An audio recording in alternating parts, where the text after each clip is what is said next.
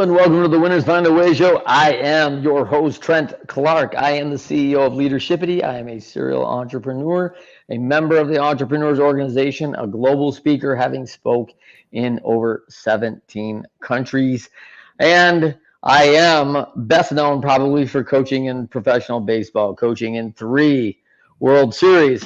I'm also the new author of Leading Winning Teams.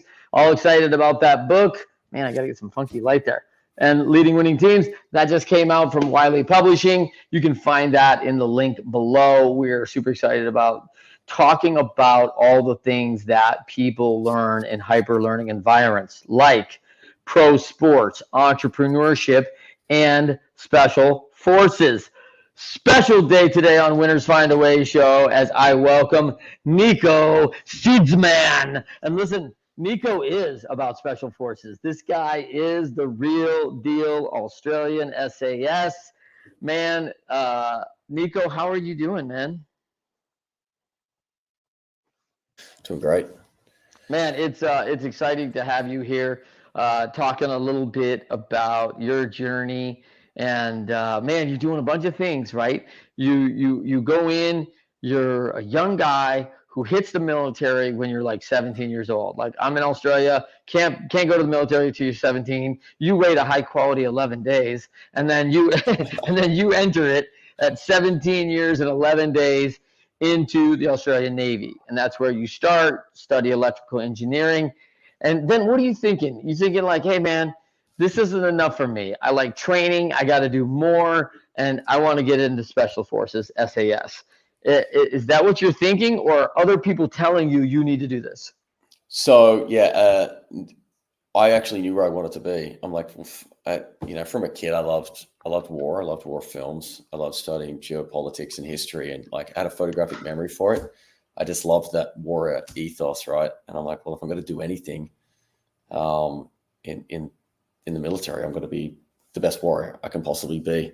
Yeah. So I focused pretty aggressively on that. However, my mother, coming from a family of like educatives of sorts, would not let me join the military unless, of course, it was something educational. So I went into the Navy as an electrical engineer.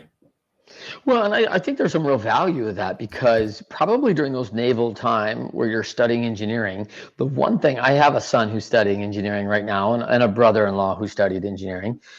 I mean, it's a really good way to learn learning. Like there are a bunch of systems going on, and you've got to learn steps of systems. You can't put C in front of A and get the alphabet out of this thing, right? Like you've got to know that there are dynamics in engineering that will not work unless in proper order. And so I would think that would have helped methodical learning as you learn the methodology of it that you would apply later into your SAS. Is that fair? Yeah, no, it's super fair, especially in the fault finding process. If there's something breaking down in the team or any system, I'm able to be like, well, what's the key overlapping feature? Is it me? And be able to objectively look at myself and be like, oh, and then what part of me? Yeah. Or, what part of the team wasn't functioning, or what part of the system wasn't working? Yeah. Yeah, I think that thinking probably really served you, that training, and then understanding that, because I think it's really hard. Going in, I'm going to be this warrior, and taking a step back and saying, well, I'm just, one of the other cogs in the chain. There's a bunch of them here, and I'm one of them. And being able to hold yourself into more of an objective, because we don't do that usually, right? We're usually subjective about ourselves. I don't know if you know or not, Nico, I'm really important to the whole thing. We want to kind of build ourselves into the mix of it, and it's hard to be objective. But because of that systems and engineering training, you knew I'm another cog in the whole system and the process, and it could be me. Yeah, and that's it. I'm like, I can be objective on myself. I was very capable of that from a pretty young age, of being able to pull myself out of my own bullshit. That's a pretty big superpower for a young man or young person, anyone. Because when I was young, I was not. Yeah. It was like, I think we're trained up a little bit, like as a young people, it's a little bit of me, I, right? And so it's a pretty selfish tact we take when we lean into things because we've only learned to view things through our own lens. And Yeah. so now all of a sudden, backing out of it, seeing that system from 5,000 feet above that, like kind of like a plane looking over everything, you take an objective analysis of that system and see the whole landscape of it and just realize, hey, I'm just one of the things in this whole thing. And I think it's very difficult for a 20-year-old. Well, I did it when I was 17. I was pretty switched on, right? So I'm pretty transparent about my journey. I know how I got certain superpowers, and that's the same term I use, right? So my stepfather kind of like mercilessly bullied me unopposed, and everyone just ignored it and pretended it kind of wasn't happening, I guess. And so as a result Wait a minute, of that, he did what? like bullied me, Oh, like bullying. he was, Yeah, emotional abuse, you would say. Yep. Yeah, not physical, but emotionally. No physical. Bullied. Yeah. Yep. So and because the physical line was never crossed, it was, everyone just turned a blind eye and just pretended, it's normal. So I grew up thinking that was normal. And even though I was like, this is pretty fucked up, but I normalized it. As a result of that, I shut down all my emotions. And then as a result, and then obviously, I didn't think less of myself, but I didn't think a great deal of myself. So I was able to keep really humble in the middle. And then as a result of shutting down my emotions, turns out I was able to shut down my body's feeling of pushing myself through hell. So I could put myself through any ridiculous physical undertaking like it was nothing. Those two are very closely correlated, I've learned. And as a result of that, I was able to keep very neutral and objective in how I saw myself, which I had to train in the Navy to cross over to the Army and to do special forces there, right? And in order to do that, I was on my own journey. I was in charge of my own training. I was in charge of finding my own equipment. I was like left just on your own to work it out, sink or swim. And as a result of that, I had no one to measure myself to. So I had to give myself a really objective standpoint of how I was performing and how I would perform come the day of, special forces entry test or selection criteria. And I had that at a really young age. Yeah. I find it interesting because I just listened to David Goggins' "You Can't Hurt Me" for the second time, which I enjoyed the book. David's a former SEAL and Delta Ranger and here in our forces, and it's very interesting because I don't know if he ever correlates that, because he's a guy who can take remarkably amount of pain, right? He kind of shuts it off, but he's also a guy who comes from just a history of horrendous physical abuse. From his father, who he paints as the devil reincarnate, right? And having gone through that, he's got a very different lens on that now as an adult, of course. But I don't know if he ever correlates that.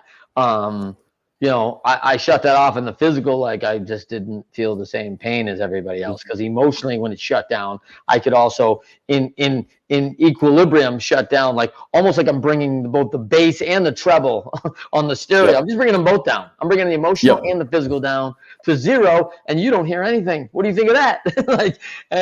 So almost similarly, you're doing this, and this is going to become very important later as we talk about your Odin stem cell and some of the things that you've done with Warrior Refit. So you are the founder of those two brands, Odin stem cells, and Warrior Refit. You, after a long line of this Australian SAS in the military, how many years did that actually transpire that you were in the service, serving your country? So 13 years, and the last 8 of them, I got through selection at 21. I was about 5 or 6 years younger than the next guy. I was very young for that, like very, very young. We don't get like our SAS, at least, because we have 2 special forces, are usually more mature guys. Did 8 years of that. And it was beautiful. It was remarkable. It was the best experience, education journey of my life, but it was relentlessly intense. Yeah. And you're only kind of there until you get to a breaking point. Everyone eventually gets to their point where they're like, I can't do this anymore. My body or my mind or whatever just will not hold up. And that's okay. That's okay. There's no judgment on that. We all, we just serve as long as we can. Yeah. And for some, it may be 5 years. For some, it may be 15. Like it's not, it's probably individualized and based on some of the experiences and what's happening in the world at this time, where you're going into, what the assignments are. Is that fair? Yeah, exactly. Okay. All right. So, man, so 8 years, you're a pretty young dude. Like, I mean, you're 4, 21, and then another, so 13, you got another 9. So you're 30. And man, you're 30 going on 57 on your body, right? Like, cause you have that's what it was your like. body. And when I say numb to my body, like this is something that I talk about with when I mentor guys with the whole David Goggins thing. It's like that book should have, and I respect the shit out of David Goggins. He's an absolute animal. I've got 2 people. I'm like, I want to rein in stallions. I want to be flogging mules, and that dude's a fucking stallion. But there's an impossibility to rein him in. So but it book might be better called like Can't Hurt Me Dad, because it's like still kind of hating himself to success, and that's what I did when I wasn't good enough. This trait of men have to overcome in their life where they're just they never feel like good enough, and they'll push themselves through hell. So I went through this journey of when I was 19, 20, for no reason at all, I was training 5 to 7 times a day. And I mean, I hadn't even locked in the date for selection yet. I was training 5 to 7 times a day. And the shortest thing I do each day was a 10-kilometer ride up and down hills each day to and from work.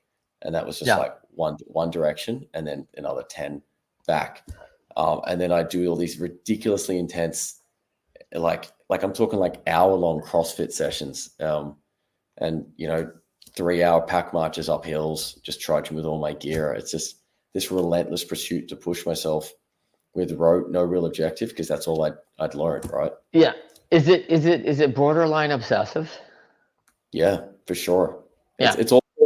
It's also that warrior focus, because at this point I transitioned to the infantry in order to, as the stepping stone to get to the SAS, to get as much education as I could. And, all of a sudden I'm in charge of guys, and then they're like, oh, you're extremely fit, focused, driven. Well, let's put you in charge of this specialist team and group here. And found myself in reconnaissance, and then I found myself getting a significant amount of responsibility there at a very young age. So it's like it doesn't help. The military is one of those things like, oh, if you're going to punish yourself to value add to this unit, cool, we're going to give you more responsibility.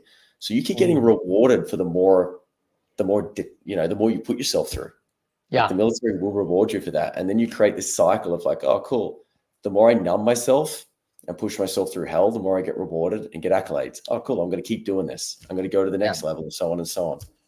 Well, and we're driven, right? We're driven for accolades in some level that it's only natural. Like, hey, I must be doing it right because I'm getting awarded. This is a good thing, right? Yep. So, all right. So now this thing is coming to an end. You've run the ringer now for 9 years in SAS. You are coming out of the service with significant injury, PTSD, which starts growing into more and more. It may be starting with like, do you think it started with like a chronic fatigue, or do you think it started with like depression, anxiety? I almost don't know, because this is those two are almost at the same time, right? I did 3 combat tours to Afghanistan, and I deliberately each tour put myself in a strategic position in the unit so that I would get put into the kill capture deployment of targeting high value targets day and night constantly. Like I lived for it. And then in being in one team wasn't good enough. So I worked out how to strategically take on responsibilities that made me more employable to make sure I was closer to the action, until I was finally on my last trip. I'd made sure I became a special operations combat assault dog handler. So I was not even just at the front of the team. I was at the front of everything with the dog. So I was first into a gunfight. I was first with a dog. And when you take on a dog, when you take on this JTAC, which is coordinating the aerospace on the battlefield. And in my last trip, I found myself as the operator on the ground in the team. It's like everyone else. I was also coordinating the aircraft and coordinating a dog on the ground. It was a gross and ridiculous amount of responsibility. Yeah. And when I wasn't on the ground, I was in the command center coordinating aircraft and gathering intelligence so that when I went on the ground, I knew what I was looking for firsthand with the team. Yeah. And then I had the dog. So anyway, I bit off more than I could chew. And at this point, I hadn't stopped that tempo 5 to 7 times a day other than what I had going on around that. Even in Afghanistan, if I could get to the gym 3 times a day, I would. And I'm talking proper full-on powerlifting sessions. So I would do this till the point where I got back from my 3rd trip in 2 years. And I remember as soon as I got back, I'm like, I'm pretty tired. And they threw us, instead of time off, they threw us straight into counterterrorism training to take on the next responsibility for counter and anti-terrorism across domestic and international. And that just rolled into training nights and nights until I started hitting my breaking point. And then I remember, in these 2 years, I'd never had any decompression. I'd never really processed any of the heavy shit that I'd seen at all. And even started to question my own morality based on the fact that I hadn't. I remember standing in a shower at the end of one of my last deployments, one of the last missions. And I'm like, why the fuck do I not feel anything? That was hard. But I'm like, I'm objectively telling myself it's hard. I'm not feeling that it's hard. Yeah. So I had that. Are you justifying that's the job? That's what I was trained to do. Are you justifying that in your mind, or you don't even need to? I'm not even need to. I'm just there. I'm asking why I don't. I'm starting now to investigate why I don't feel anything at all. Yeah. And anyway, I get to this point where I do that anti-counter-terrorism training instead of taking time off to decompress or holidays or to rest. And I remember the last day I put the dog away, and I'm always the last guy to go home because you've got an extra half a life you're taking care of and training and feeding and caring for. And I remember putting the dog away, and I remember getting about 80 yards from my car. And as I started walking the car, I just started feeling this overwhelming sense of exhaustion. And I'm starting to cry walking to the car, just shattered. And I'm like, the fuck is this? So then I'm like, I get some time off and I find myself exhausted and wanting to permanently sleep and not wake up. And then, at the start of the next year, I'm like, all right, I need to take all the time off that I have because I need to solve whatever this is and hide it from the unit. And at this point, I'm not. No one. You think at this point, no one else feels like you do. You're alone on this. Yeah, I'm for sure. And I don't know what's going on because I've never felt anything before. I've never allowed myself to feel, and this is happening involuntarily. Yeah. I'm not crying at this point. That was a one-off, right? So that was a one-off where I'm like, all right, compose myself. So then I take time off and I've never taken leave to get where I got to. And I love the job so much. I didn't even want to take holidays but I eventually kind of have to in the investment of strategic recovery of myself. And I go to Europe a bit and then end up in Miami, end up living there by the beach in Miami, just completely away from Australia and doing my decompression. And then all of a sudden I find myself, I can't sit in cinemas. I can't watch movies. I start shaking and rocking, and I have to walk out of cinemas. I remember watching American Sniper, and I was like emotionally disturbed to the core at some of the scenes and how eerily they got it and how it was resonating with my life at that moment. And then anyway, I started getting a bit of depression, and the anxiety got way worse where I could almost not be in my own room. I couldn't be alone with myself. So then eventually that ended, and I went back to Australia. Kind of the work initially put a bit of a mask over that, but I still didn't really feel properly recovered, and I still didn't feel that I'd had a handle on things. I took up meditation as the only way that I could calm myself down, and then over the next year, let's say probably even 6 months, that snowballed into diagnosis of chronic fatigue. I then went into fibromyalgia. We kind of like intermittently heal and have intermittent pain. It's just a name for something that doctors can't really explain. Yep. And then it got so bad that I was crying 15 times a day and I had to wear sunglasses at work to hide it, until I was living right next to base and almost dying multiple times driving to work. And I mean, I'm 3 minutes away. Dying what way? Like not blowing through traffic signals, or? Yep. So my subconscious, unaware of the surrounding kind of thing. Subconscious wanted me dead. Every time I would constantly, not micro sleep, but lose concentration constantly. And every time I'd come to, I'd be pointing at a tree, and not that there were trees everywhere. It was always a tree or an oncoming car or a person. Like it was choosing to kill me. And so then I found myself in a battle, an existential battle that I couldn't deny. And that's when I walked into my commander's office and was just started telling them. And then at that point, he stopped to look at me. It was like the look on his face was like, fuck. Like I was defeated. Like, and when I go into this office, I need to understand that there's like, in this one moment, I'm no longer who I was. I've lost my identity. I've lost my career. I've lost my mission, my purpose, my direction of life. This warrior, everything I created is now done. There will be no salvaging of this. No, it is gone. I will never get the option to have it back. Like they're never going to put me in the same responsibility and to do my job and be who I was. And they know that in one look. They know, as soon as you put your hand up and say I've the mental health challenges and I'm doing very bad, like you know that no one's ever going to put you in the responsibility you had before again. So you know you're destroying everything in this moment to speak up, and that was a reality. That's what happened. So the full autoimmune kicks in like right off the backside of this. Like, so I get diagnosed with PTSD, severe, chronic depression, major anxiety. They then immediately throw me in a trauma course in the best hospital in the country because they're like, Nick's on death's door. Like, not he's having a bad time of it. I left it to the last moment.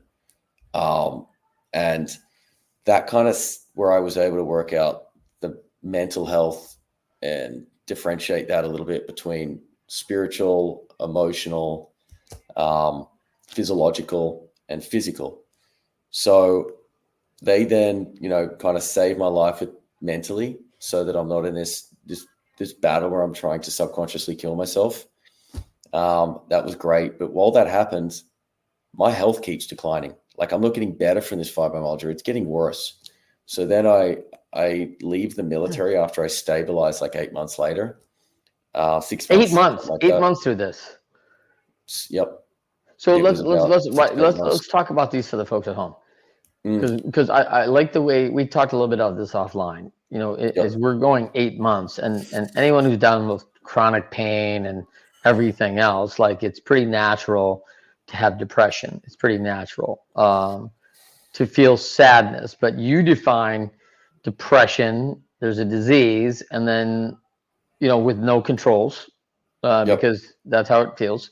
And then there's misery, which you would separate from depression. This is a misery I'm in, a deep sadness that is circumstantial, but still same effects that I really don't know how to get out, right? Like I don't have an exit strategy here. Yep. I just know I'm kind of in it. Is that fair? Yep, that's fair. Okay. So this is where you are, and this is going on for 8 months. Oh no, this gets worse. I then get out of the military and my health is still going down. Still got a bit of the mental health challenges. Meanwhile, I also have broken right leg, foot, ankle that's kind of held together. Both kneecaps have worn through, left inguinal hernia. My lower back seizes up. I can't turn a steering wheel with both my arms because my shoulders are done. My neck seizes up like Batman where I can't turn my head, like bruxism from the stress, and my teeth are all ground. I've got tinnitus, I've got hearing loss, I've got the PTSD, major depression, anxiety. Then I had chronic fatigue, fibromyalgia, and then... And you're 30. Yeah, I'm 29. I'm almost about to turn 30. Yeah, like this is like I about a said, month this or is two like from. I might have undershot it at 57. You got like a 90-year-old body. Like, this is where you're like, hey, I'm not supposed to feel like that. I'm 30. Like, Yeah, I it get it was. if I was 75 with these things that I've gone through, but this is coming way too early. What the hell? It was pretty. It was honestly, I when I looked at the correlation of all the injuries that I left Yeah. with, Yeah. that they recognized, like, it was just, I had solar skin damage on there as well, but that's all like aesthetic shit. It was emotional to look at. It was like, fuck, what have I done? Yeah, we call so for people that are out there, when we're in like pro sports or military, we call this a TF, a thick file, because there's so much crap going on. It's like, hey, we want to rehabilitate it. And we're like, well, where do you want to start? Like, Yep. it's a thick file. I can draw Yep. out all these things, and I don't even know when I start rehabilitating this if this is going to help that, and it's like, meanwhile, while we're focused on this one section, there's a bunch of other things that need to get done that are being omitted because you can only focus so many places. Correct. So, and that's actually what I did. I ended up going through a triage process. Yeah. Not just medically, but my life as well. So, I get out. I leave Australia because I'm like, I need to be distant from the military and that energy. I need a new life. So I went to Colombia. I taught myself Spanish, and I was there, and I ended up finding myself in the business community of consulting with family offices really kind of too quickly. I really should have just slowed down for a bit. So I was in and out of the country. And then I did that. And then until, simultaneously my health was getting a lot worse, but my mental was kind of stabilizing, which was my main focus. Just get that done, new career, new objective, until eventually I couldn't do the work anymore. I couldn't do any work because my health had declined. I left Colombia. I went down to Brazil and lived by a beach. Glad to be on sea level for altitude. It's like, it's basically the opposite of a hyperbaric chamber. And because of not enough consistent sunlight, though it would seem you would have it, you don't. So I went down there and things started to get like worse. So by about year 2, I get out in 2017. By about early 2019, I was getting like, I'm starting to steamroll towards death. Like, I'm aware of it. My nervous system doesn't work. My permanently twitches. I shake in my sleep. No amount of sleeping medication can keep me asleep or make me asleep. I barely have the energy to have a communication with my family. I can't have intimate relationships. I can't work.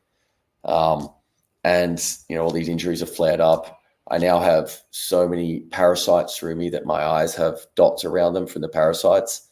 The doctors have diagnosed me with multiple viruses that they don't even know what they are, let alone the dengue fever that's still active, the Ross River, which is Australia's malaria, Epstein-Barr, and all these things. They're just like, I'm done.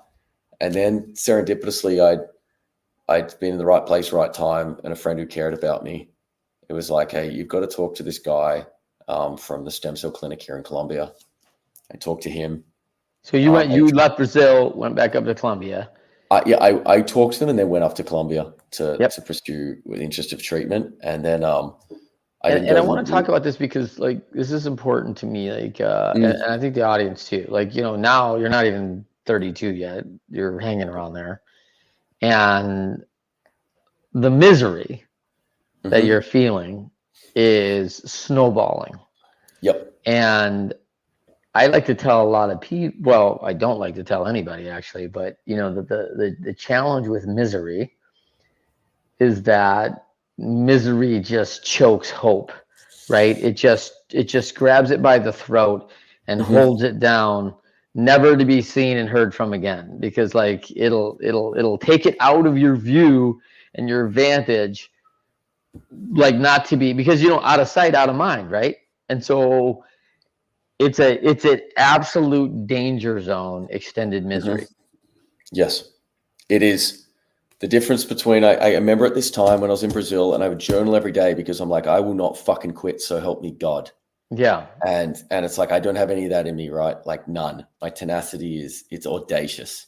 Yeah. And I sat there and I remember journaling, but it would come up so often every day. Like the pain I'm in. Like, I can't describe the depth of exhaustion of your system quitting on you.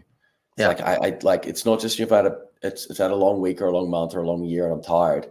It's like to the core. I'm not hungover. Yeah, I'm not hungover. And I remember saying to myself, I remember writing in my journal, I am existing in the hope that one day I'm just not existing. Like, that's all I had to hang on to, was like a reminder of myself that it's like, I stay. And I remember writing in there that I regretted existing at a point as well. It was just like, I'd regretted the fact that I exist as a living thing. I mean, you are now teetering on suicidal. You are teetering on because you're at a point where death looks better. Like, I mean, it's hard to get that in our mind, but death would be better. Like, this can't be what it's about. It's interesting because that's where it became a probably important part of the delineation between depression and misery being two different things. Depression being a sickness. Depression had those subconscious suicidal thoughts. Yeah. Like, I'd be like, I remember just breaking down, crying one day, just like, I didn't know what was happening. This is at the start. And the girl, my girlfriend at the time, was like, what the fuck is going on? Why are you just crying in the car? And I'm like, I don't know, but it wants me dead. And whereas I had the misery, I didn't actually have suicidal thoughts. Like, I was going to exist in this until I died. So you went back to your objective mode again. You went back to, hey, this is part of the system. And my system's not working anymore. So in the process of this thing, process is broken down and process will eventually cease and stop.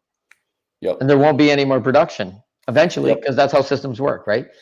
The fault finding. Golly, back to the engineering, bro. Back to 17 engineering, you know? And that's what I did. I did fault finding on my body, but it got to a speed where I'm like, the adjustments I'd make and the time I'd leave to see how they responded to me, I was running out of time.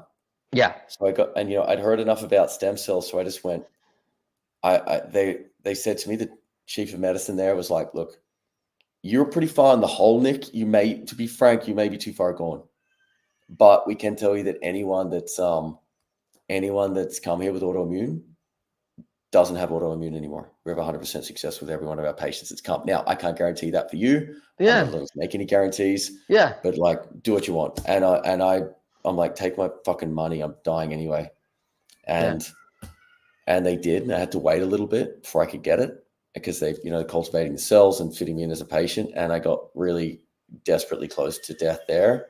And that's when I was like, all right, I probably got 2 to 3 months left to live here. And then I miraculously did the stem cells with that 2 to 3 months left to live. And then afterwards they said, look, you're deep. You might not notice anything to 3 or 6 months. And that's if you get there. Pretty dark combos, but miraculously at about the 3-month mark, I started feeling good. And I didn't want to hold my breath because I didn't want to have the rug pulled out from underneath me and have that hope. So I kept off hope. I kept hope out of the distance. I'm like, no, don't touch hope. Because the disappointment might be the final thing that crushes you. Yeah, fair. And then I did my second round 3 months after that. So month 6. And then that's when COVID hit. So if I'd had COVID before that, I would have died. If COVID would have been no one's fighting the system. Yeah, right. I permanently had a sickness. That's it. Autoimmune doesn't kill you. Having sicknesses permanently kills you. Yeah, right. And I then, there was a bit of a gap there, and and then after a while, I was like, the very end of it, I eventually got COVID, and it, luckily for me, I had a professor in Australia that gave me the ivermectin and stuff, and was like, look, this has worked on all the people I'm trialing it on. Every one of them, the elderly. That's who he works with, palliative care. He's like, and he was like, where are you at this point? Are you in Colombia still? No, I left Colombia and I found myself in Europe. Okay, so you were not in Australia because that was a whole nother shutdown thing there. That was a whole other circus. That was almost like that was an invasion of my rights.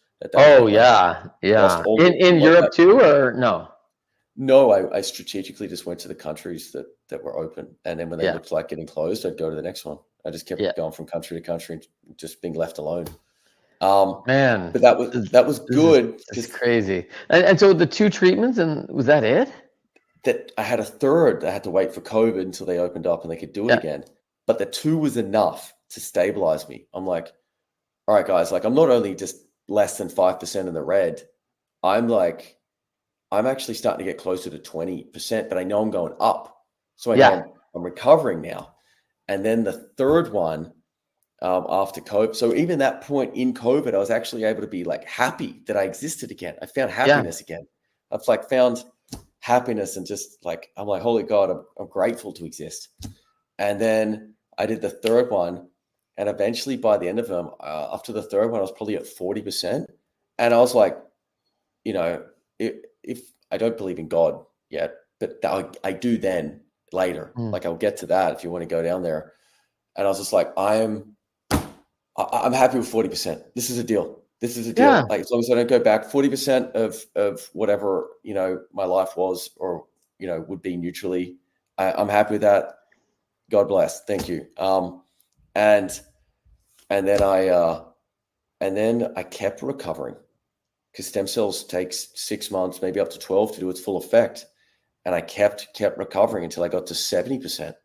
Are they telling you at this time, like, are they telling you like, stay away from bad foods? Are you very focused on doing everything to make sure that the stem cells keep rebuilding? They're like, stem cells are gonna like work inside and keep, you know, functioning to generate, right, stronger cells. Yep. Yeah. So are they pretty cautious with you about like, don't be dumping alcohol into your body, don't be doing a bunch of bad things? What are they telling you? I was already without those options anyway. I'd always, from 17 onwards, to put myself through all that shit, I had to eat and diet as miraculously as I possibly could. Like I was honed. Like I wasn't trash myself. Like sometimes I drink, and that was probably the worst thing of it. But then I'd immediately get back to health. But I'd always sleeping as much as I could strategically when I could. Like when I was already in this zone for a couple of years where I barely could drink. Like when I was getting sick, if I got a drink, that was for sure going to make the next 3 months even worse. And that could be one beer, and I'm done. It could have been the straw on the camelback that kills me, right? So no, I wasn't. They were telling me, they gave me a list, but I got to be honest, the list in many circumstances added more stress to an already very stressful situation. And I actually think that the list of shit they put on top made my life even more hellish than it had to be, than it already was. So I don't know if that helped me. I remember it just stressing me further. Like I'm talking like fear of eating chocolate because of and I mean dark chocolate, no sugar. Fear of eating it because of the caffeine content, and what that might do. Like living in a fear of anything I put in me, whether it was the right decision or the wrong decision, or it would like destroy. Yeah, I'll know in an hour when I start either feeling worse or Yeah. This is pretty crazy time. So now you've made a full recovery. Almost full recovery. Odin stem cells is something you've taken forward, and you're looking Warrior Refit. You're taking this stem cell, not just research, but really your own experience, and taking this to another level with the people that you feel like, hey, can absolutely benefit from this. Not even maybe. Here's the crazy shit. The R&D every year gets more advanced. I did stem cells 2 more times. They then worked out how to take the particles from the atom. I'm going to use atom as an example. Stem cells is the atom.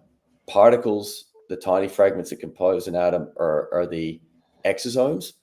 So they worked out how to concentrate this part of the stem cell. So when you mix the two together, you don't have to wait for 3 months for results. You start getting enormous exponential results within a week.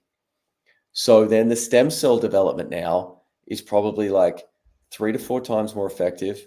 Then adding that with the exosomes means you start recovering from day one. And as a result of that, the results now are like 5 to probably 7x what I had. Wow. So I did stem cells. That's only in 4 years. This is the crazy shit. I recovered everything to 100%. Sleep, no drugs, no medications, parasites, all these things gone. recovered everything to the point where you're supposed to get localized injections. Say if you're a baseball player or whatever, and you got injuries, right? Yeah. Because they had a lot of those. Yeah. Because I had so many IBs, I can power lift with my shoulders. I can squat deep. I can use my ankle.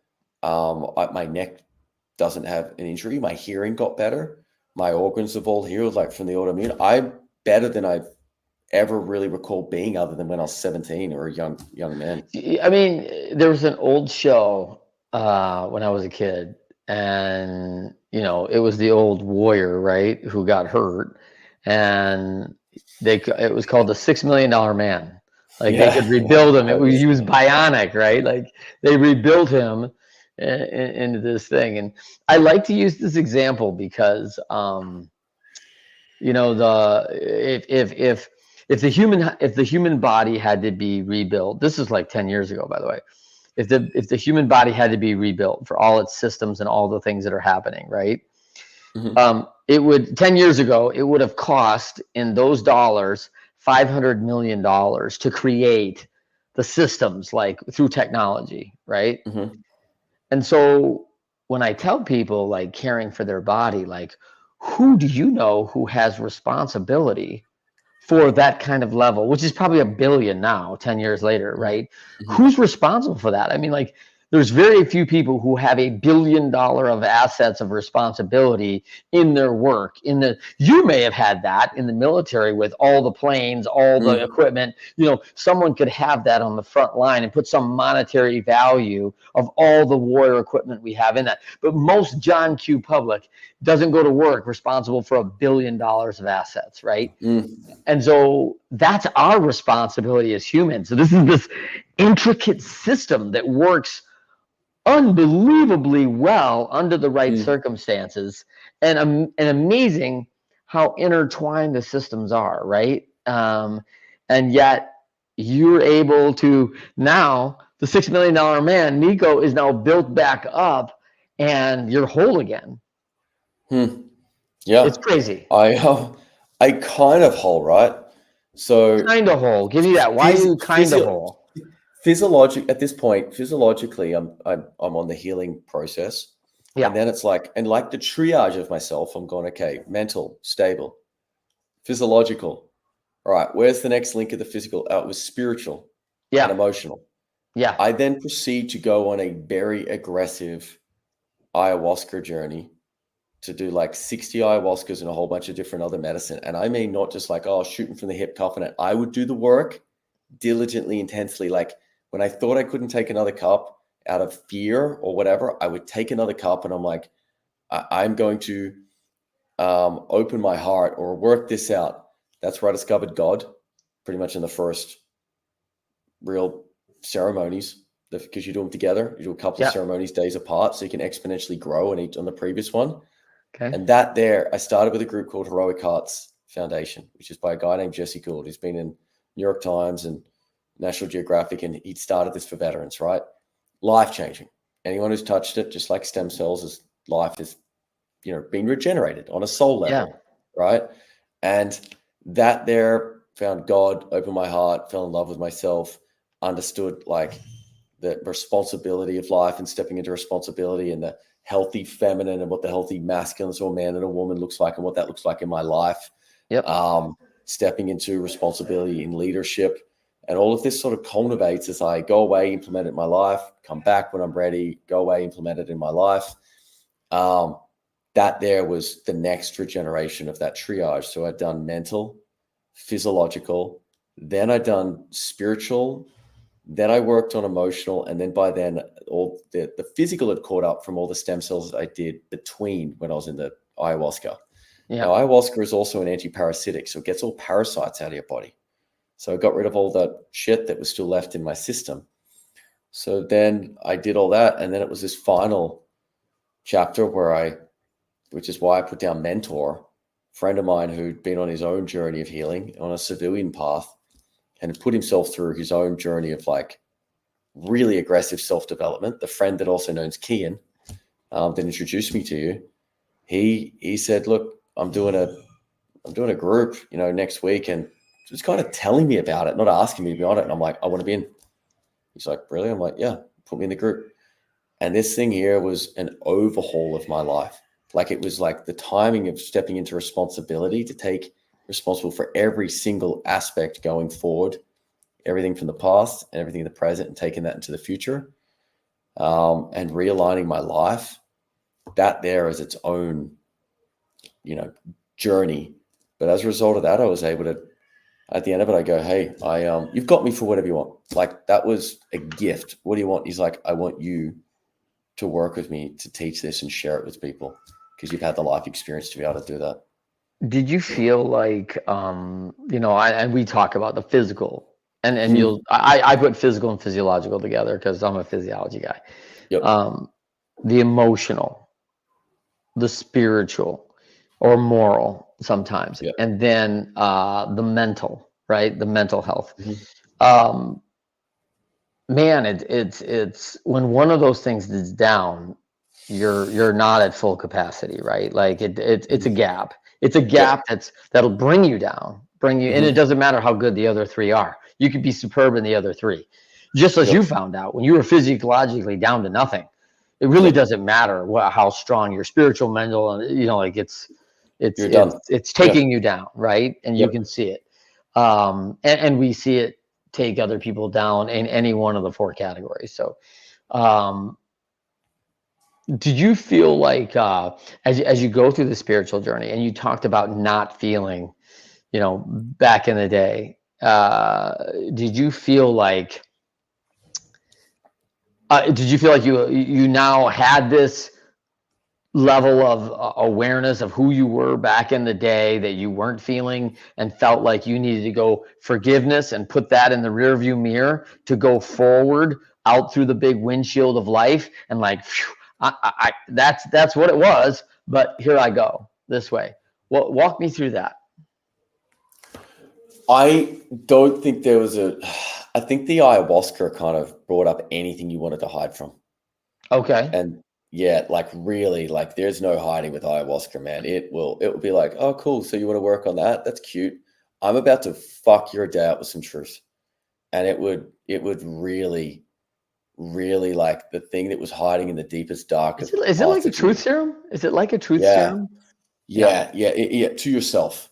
Yeah. Conversations with yourself. You're not out there, yelling shit to other people and whatnot. You're going through your own internal work. It's like saying you condensed 200 hours of psychoactive therapy into one session. So it's like, and back-to-back therapy. So you get it concentrated too. It's a beautiful journey, but it will fuck you up with some truth and give you some really hard lessons and introspection and tough moments and beautiful moments. Right. So I done a lot of that. So by the time I got to this responsibility with my, my friend, and doing this course with him, then I found like he would have this other way of approaching it in a more logical manner of certain things. Like I'd gotten to this point where I'm like, oh, I'm no longer dying. I've got my life back. Like I'm aware of it now. Yeah. And I'd still do some ayahuasca here and there and some other medicines and I probably always will, because it's good to check in with yourself on that deep level every now and then. But I remember like some of the things he had us do in there was like, it's really understanding the difference between existential and non-existential courage, and how kind of God rewards us for courage, right? Existential, you go near the edge of a footpath and you're like near the edge of a cliff and you almost fall off. You're like, oh, don't do that again. But non-existential courage kind of, works in that way where we have these defense mechanisms of things that aren't really true to protect us, like negative beliefs about ourselves. So it really takes a lot of stepping into that courage in the world and really following this feeling of God. And that's where I found acting. I'm like, I acted as a kid. I'm like, what have I been scared of? And I started this thing, what I call like the ladder. So you got small fears, medium fears, big fears. Well, the small fears were like, crazy enough, I have no problem charging into a room for periods of my life and into gunfights. I put myself at the front of the team, so I was first in the room into a gunfight. I deliberately did that. Yeah. And also, I also felt myself more expendable without a wife and a family. But the other thing was in the middle tier, I would have conversations with my family that they probably were hoping no one would ever want to converse about for the rest of their lives, like real hard conversations with friends that you fell out with or family and whatnot. And when you kind of clean house of those, so low level, everyday kind of stuff, then you have healthy combos and you start having them in the moment, you're kind of left with the big self-actualization, self-transcendence like fears. What are you really being fearful and avoiding at the core? And that's when I was like, oh, I should be acting, and I've been doing everything in my power to avoid it for whatever reasons, for judgment, for failure, for all these things. And that's where I transformed the journey of my life into acting as a result of that. That's incredible, man. And for most people that don't know, Nico just finished. He's finished a while ago, but the release of Paramount Pictures and on Apple Plus right now is Strangers with Nico Seedsman and John Voight. I think that's both headlined on the main marquee, right, Nico? Nico Seedsman and John Voight. Like I think you were mentioned first. So that's going to be a cool experience to see you on the big screen and just having it released just a few days ago. So it's pretty exciting. So congratulations on that, man. I mean, it's a great journey, man. And I don't know how many people go to the end of misery where hope is lost, right? And my fear is that there's probably many unlucky souls who aren't here to talk about it anymore because they didn't return from it, right?